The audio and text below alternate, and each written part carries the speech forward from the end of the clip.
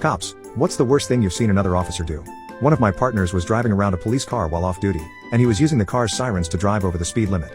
He luckily didn't see that I had spotted him, and after he drove by I decided to tail him from a distance. I was on duty at the time in a very safe neighborhood and it was a boring day, so I had nothing better to do anyway.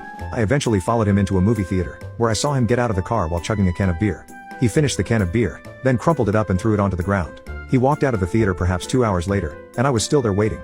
He chugged another can of beer in the time it took him to go from the theater back to his car, threw the can on the ground again, and went to get in his car to drive off. Unfortunately for him, I was right there.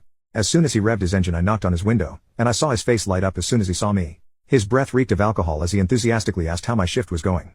I told him to step out of the car, and he looked all confused. He asked what I was doing, and I proceeded to ask him what the hell he was doing driving a cop car off duty, over the speed limit, and drunk. He apologized and said he just needed to de-stress and told me he'd be more careful next time. He then went to get back in the car, but I stopped him. I told him he was